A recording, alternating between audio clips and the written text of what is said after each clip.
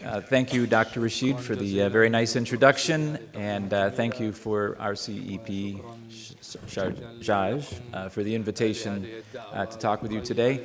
As Dr. Rashid mentioned, most of my work is actually in the development of critical thinking, literacy, and more recently it's been around global citizenship education. I think, like the Emirates and like many of you, I'm trying to make more of a shift towards thinking more about well-being and the role that well-being plays in citizenship education, for example, as well as in critical thinking and really across school curriculum. I think some of these shifts when we're talking about educational change, these are quite challenging. I think they're challenging for whole systems, they're challenging for schools, and they're especially challenging for individuals. So one of the things that we're trying to do at the National Institute of Education is work very closely with teachers to help them make some of the changes in terms of some of the curricular innovations that have been implemented in Singapore. I'd like to start with just a quote from a book by Oliver Burkeman. The title of the book is The Antidote, and it's Happiness for People Who Don't Like Positive Thinking. And so it's a bit of a contradiction in terms, but this idea that goal-free living makes humans happier. Not sure if I completely agree with that, but I think it's an interesting idea. One of the things that he gets at is this idea that when we have a lot of goals that we're trying to accomplish, they of course create a great deal of stress. So this idea of trying to be very goal-driven, but also really trying to manage our stress and trying to manage well-being as we try to achieve particular goals that we've set for ourselves. I was asked to talk a little bit about well-being and education in Singapore, talk about the role or the relationship between well-being and education and achievement, as well as talk a little bit about how we can make schools sites of well-being. Just to begin with some framing, I think one of the things that's very important is to keep the focus on experience and to really think about the quality of experience that young people in schools are having, as well as the quality of experience that teachers have in schools as well. What are the sources of frustration? What are the dissatisfactions? What are the sources of stress? Because these are the things that I think not only affect people on an individual level, but they become more social problems as well that we need to think about and collectively address. John Dewey, the educational philosopher John Dewey, referred to these as felt problems.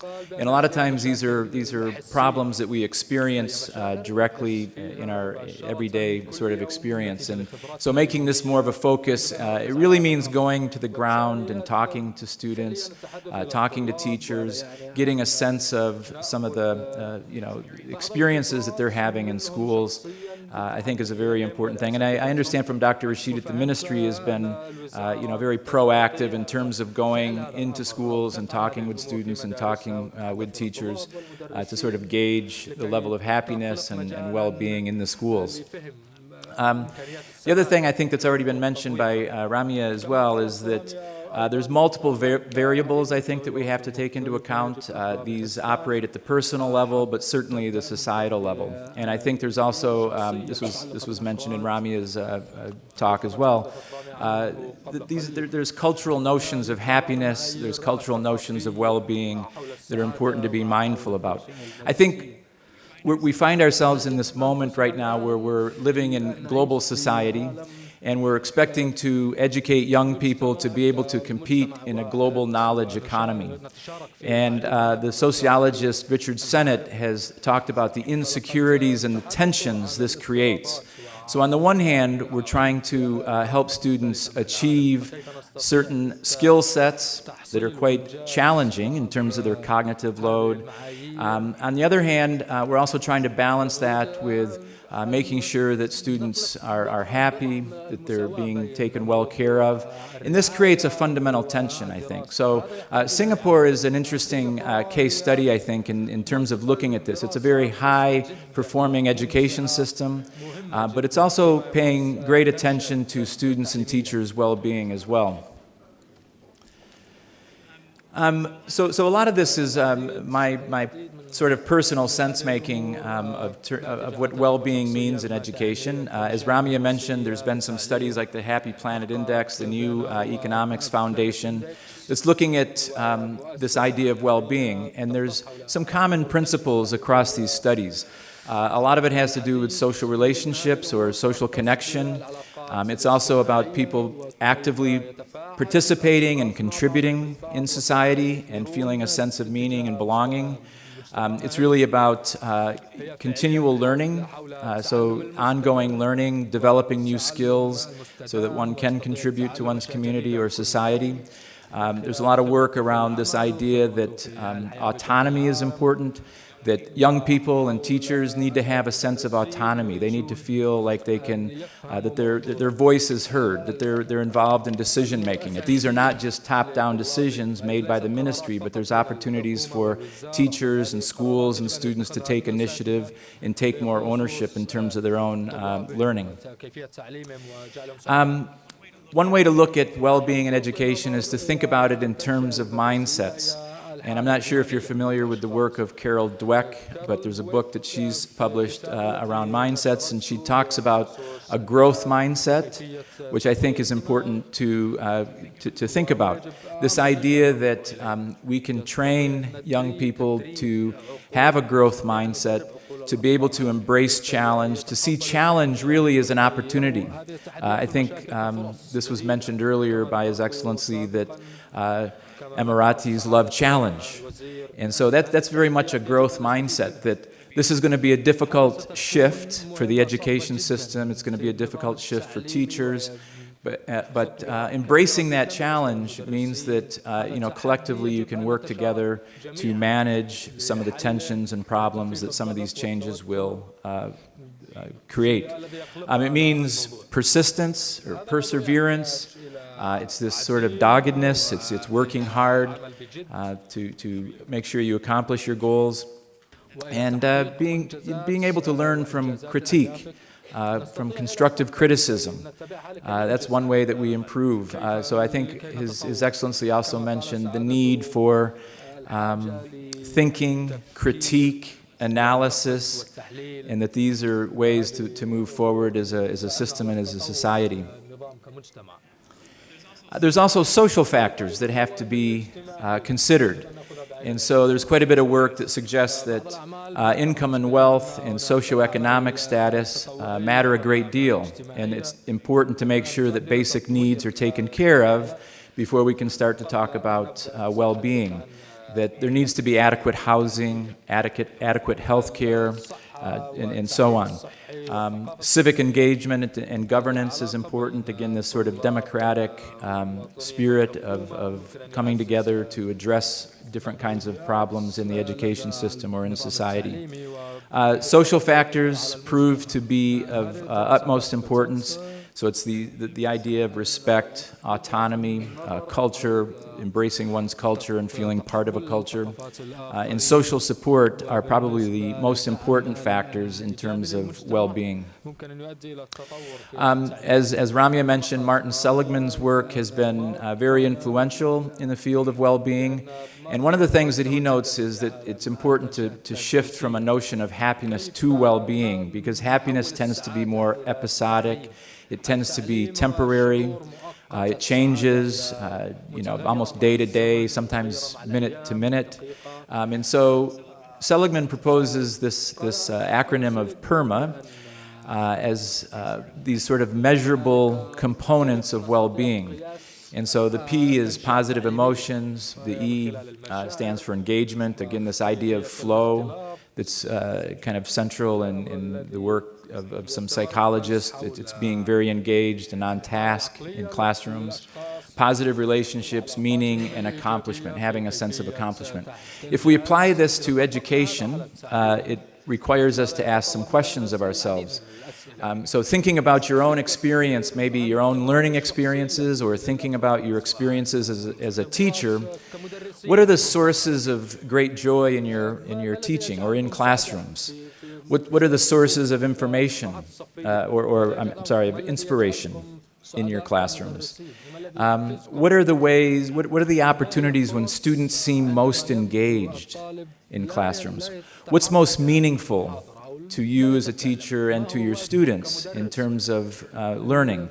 I think these are very important questions to ask as you look at curriculum or as you look at schools and student learning. I know for myself as a social studies teacher who's taught in several different countries, it was always when we were doing simulations where students were role-playing and having to solve particular problems. So a lot of the simulations would follow a model United Nations kind of format, where students had to represent different countries and they would collaboratively try to work out solutions to particular problems that we were studying. Again, if we look at educational research, and Ramya has already covered quite a bit of this, I think, there's a lot of research that suggests that engagement is key, that it's important to focus on what some researchers call the 6 C's, that we need to help young people become competent, they need to be skillful, we need to help them develop confidence as learners, that they can take on new challenges. Again, this is like the growth mindset that Dweck has written about. We need to think about connection in the classroom. It's connection between students, connections we have with our students. It's really about building character, making sure that they have a strong moral foundation, that they have a good sense of values, and they have opportunities to kind of think about themselves in terms of their own values, that they are able to make contribution, that they're active contributors, that they're not waiting to be adults, but they're actively contributing to society even as young people. So the idea of service might be very important in the curriculum. And really, I think what sort of is a foundation to a lot of this is this idea of caring. It's about caring relationships. It's about caring for each other and the kinds of learning that students are doing. And this requires supportive contexts. And so I think what we see in Singapore is there's very high expectations, but there's a great deal of support for student learning. Not too many students fall through the cracks in terms of being forgotten about. I think teachers take great care in terms of making sure that students are going to be successful. Some of the research in terms of well-being and achievement suggests that we have to really be careful about very high-performing schools, even in the most well-resourced communities. Sometimes students in high-performing schools are experiencing the greatest stress, actually. And so thinking about ways to address this, and we know that stress impacts academic performance in a negative way, that it interferes with learning. And so really thinking about how do we reduce stress levels, or how do we help students better manage stress is very important. Stress is also associated with several maladaptive behaviors, increased drug use, suicide, depression, things of this nature. And it's no surprise that teachers play a very important role. So teachers are the ones who are providing that support or scaffolding.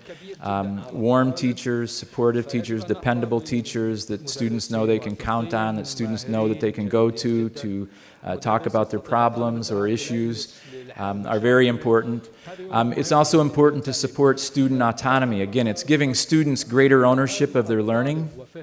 And we know that when students are supported, they have a more positive affect, they work harder, they cope better with stress, and so on.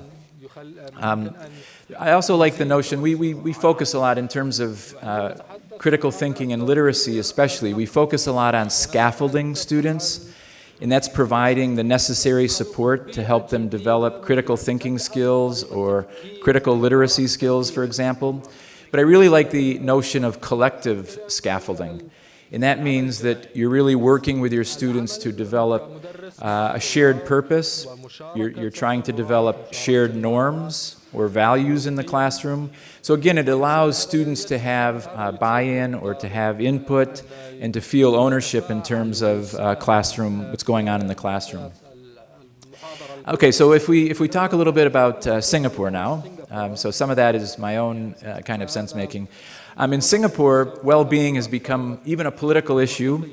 The government has been persistent, and the People's Action Party, which has been in power since Singapore became a nation in 1965, has focused really on policies that promote healthcare, housing, transportation, education, and they've been highly successful in raising the level of really well-being through social policy.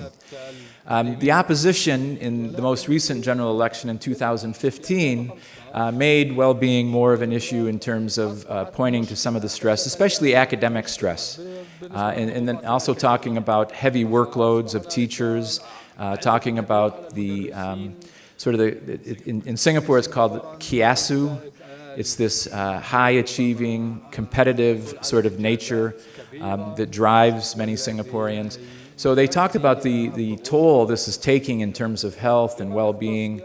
So it became a political issue. Probably the most thorough study in Singapore that's looked at this issue of well-being is the Singapore Social Health Project, which was conducted in 2013, and it used a variety of different research reports and methods. But what it did is it tried to evaluate or assess these different aspects or components of well-being. And you can see that it used a positive meant that there was signs of improvement in this particular area. A negative said that there was signs for concern, and an equal sign meant that things were sort of stable. They were staying the same. And so you can see some of these areas that were the focus. Civic participation, for example, got a plus because civil society in Singapore is actually growing. There's more NGOs, for example, and civil society organizations that are taking a more prominent role in terms of social policy, even influencing social policy.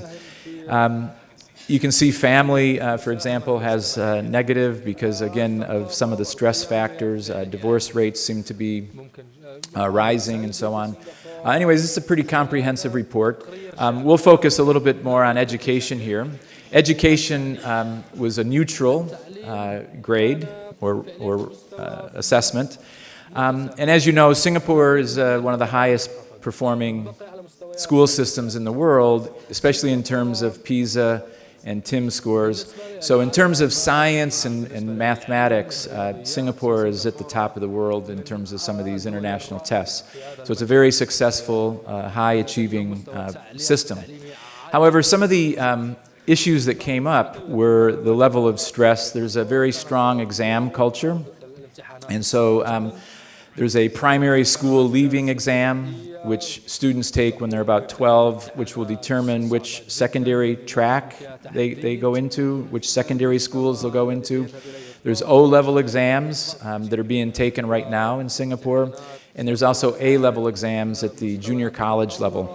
So there's a great deal of emphasis on exams. It's a very competitive system, and so it's a meritocracy in the sense that the exams will pretty much determine, the trajectory that you take in your career and life.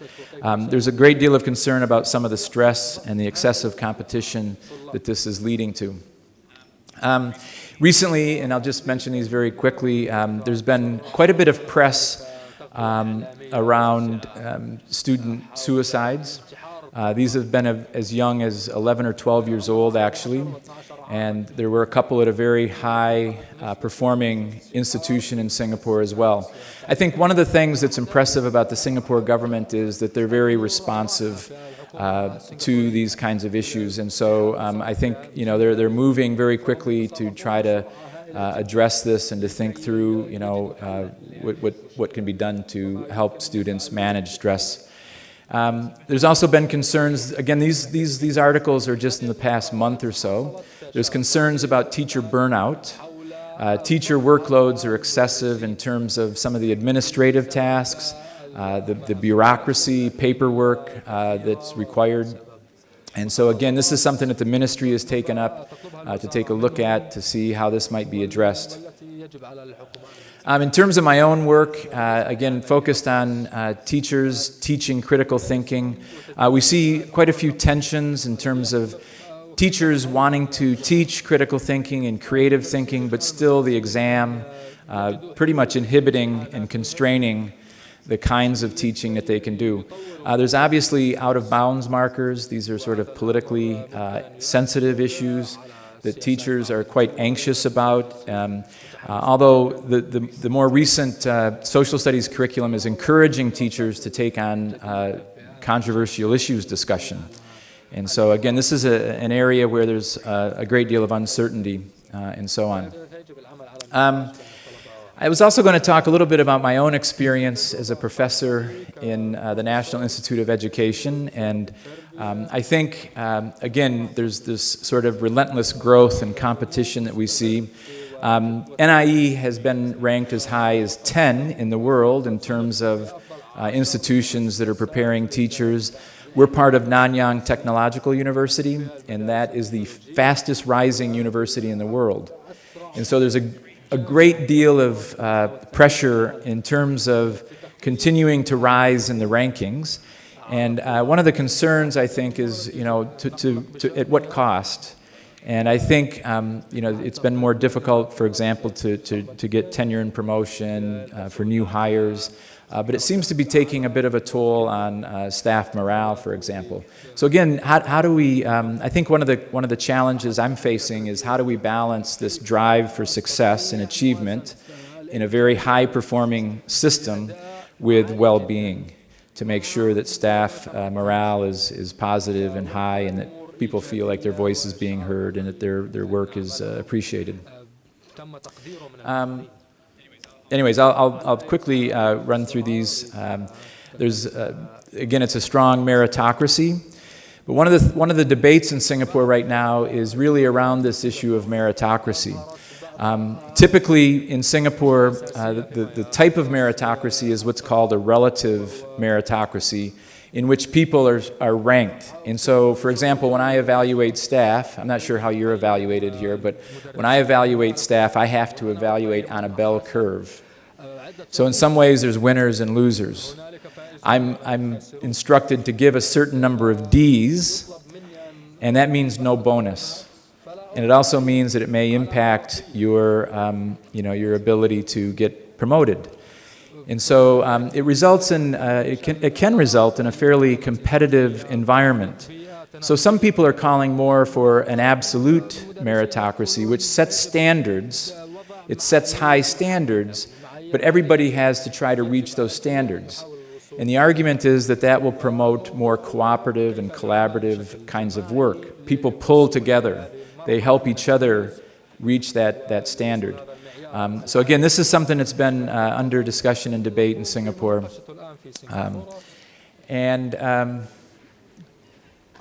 Anyways, just to quickly try to wrap up here, I think when we look at how do we make schools sites for well-being, I think, again, trying to really focus on what matters, and that what matters is teaching and learning. And so trying to reduce the administrative or bureaucratic workload of teachers is going to be very important. It's also very important to enhance psychological safety. So again, in a hierarchical culture, do people at the lower rungs have opportunities to speak up, and is their voice heard? Do they have opportunities to create change? I was very much, I think, by the Dubai Cares presenter, he talked about the possibility of having a ground-up initiative that could actually be funded. And so really trying to encourage or enable ground-up initiatives that people find most meaningful, I think, is a very important step in the right direction. Again, focus on engagement, setting priorities, building positive relationships. I think Ramya has discussed quite a few of these. And this idea of collective engagement is important as well. This demands a lot of leaders, I think, and I think when I go into schools, you see the impact of leadership. You see schools that have high levels of engagement are typically schools where leaders, there's a great deal of trust in the school culture. Leaders are listening to their staff and to students. It's very collaborative in spirit. And so leadership is key in terms of setting the tone for school culture. Bhutan was already mentioned, but Bhutan is an interesting example with gross national happiness, and really, I think it's very grounded in Bhutanese culture, which is very impressive. And instead of this, I think, sort of neoliberal vision of increasing competitiveness and economic productivity and so on, they've really focused on seeing economic development as a moral space that is important to think about the kinds of values that are central in terms of that development or productivity. And they've focused on dignity of labor and the idea of really focusing on meaningful work. And this, when I started to find out more, actually I think Dubai has the potential, or the Emirates has the potential to be a real world leader in this area. And from everything that I've read so far, it seems like the vision is there, and it seems like you're on the right track in terms of thinking through how to enact this in curriculum, how to enact it in schools, and then how to enact it in classrooms. Again, I think these kinds of changes are quite challenging for people. This requires a paradigm shift. And it requires a great deal of support in terms of the kinds of professional development that's provided and in terms of the sort of scaffolding that is provided for both students and teachers. So I'll stop there, and I think the next is we can see what kinds of questions there are or have some discussion.